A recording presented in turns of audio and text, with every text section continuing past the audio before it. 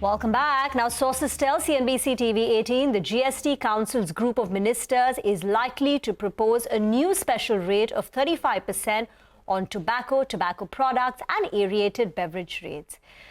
These rate changes for about 150 items could be on the agenda, which is at the next GST meeting on the 21st of December.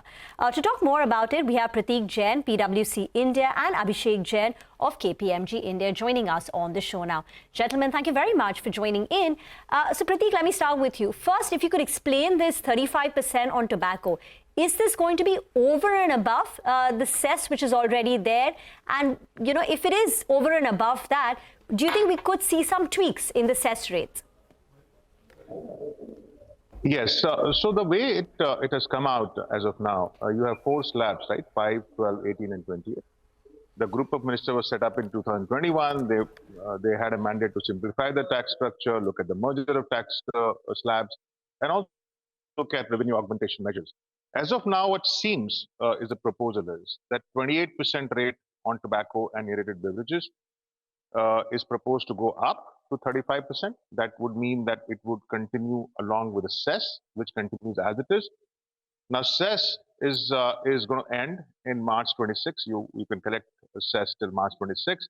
So it'll be interesting to see whether they reduce the cess over a period of time to make the effective rate same as you have today.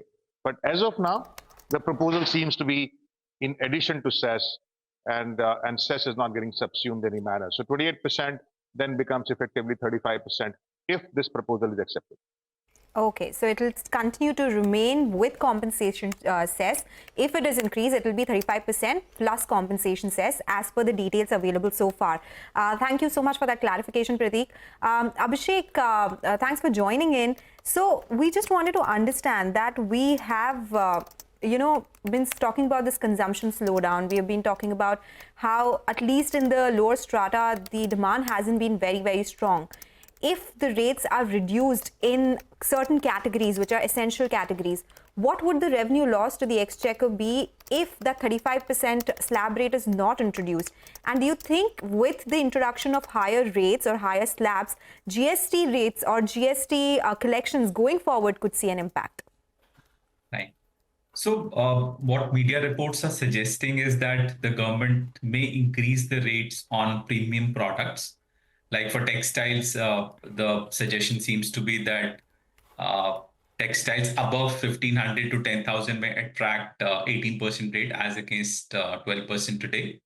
And garments above 10,000 may attract a rate of 28%. And similar reports were coming for other luxury products also, like shoes, luxury watches, etc. So directionally what seems is that the government may increase the rates on premium products and reduce the rate on the necessary goods.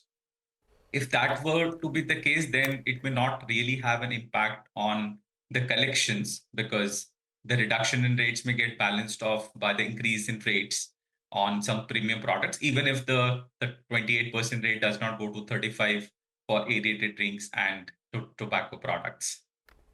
So to your mind, this entire exercise will be revenue neutral? Could be. I mean, those reports, those details are not available as of now. But I mean, that seems to be the case where the government, and historically the government, the multi-tier structure was introduced because, and I think the earlier finance minister, Arun Jaitley, had said that he didn't want chappal and luxury cars to be at a single rate of GST. That's why India always had a multi-rate GST rate structure. More and more, it seems that even for same goods, if, I mean, like watches and textiles, for lower value goods, it could be a lower rate. And for higher value goods within the same category would attract a higher rate of GST, which the government may intend to make it revenue neutral. Okay.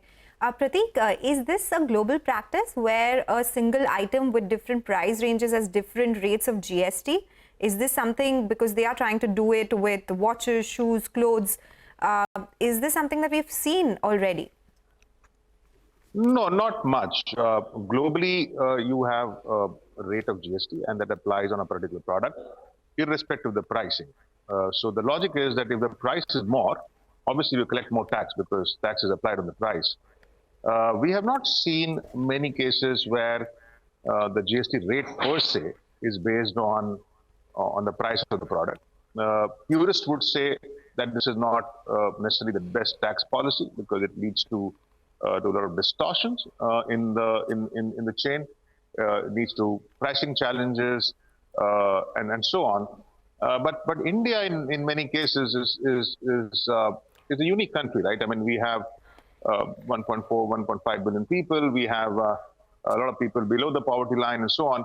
So in that sense, perhaps the government is driven looking at the common man agenda. But if you ask me whether it is something which happens across the globe, the answer is no.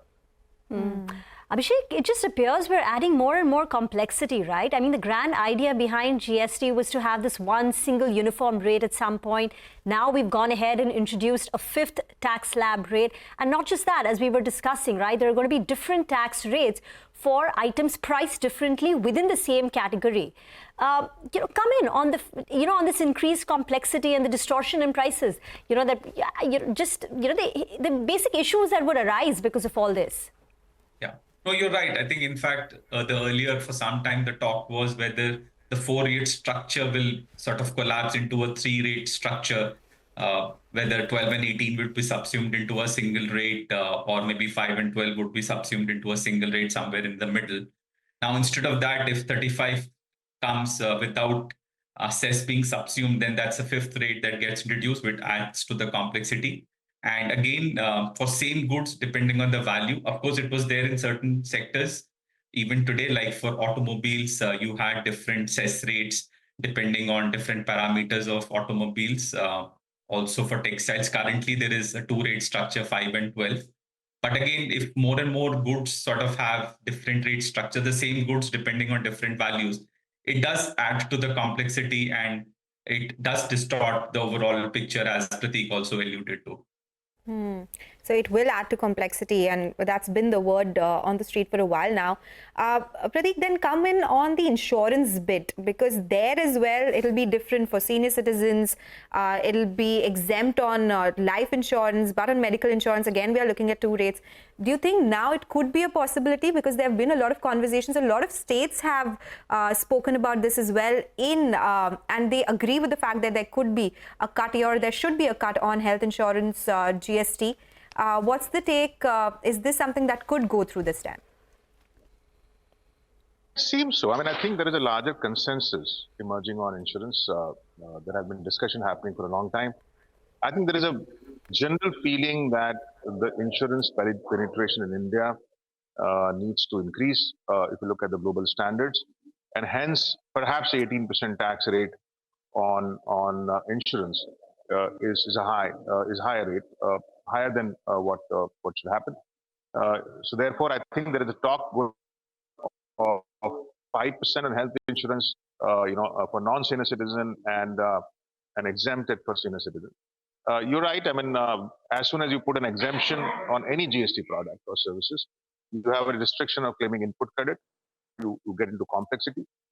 So some of those things perhaps should be looked at, and having a lower rate is always a good idea rather than exempting a product. But again, those are the decisions which Council will take after the report is submitted. But it seems that we are very close to getting this signed off by the Council, because I think there's a consensus emerging on the insurance piece.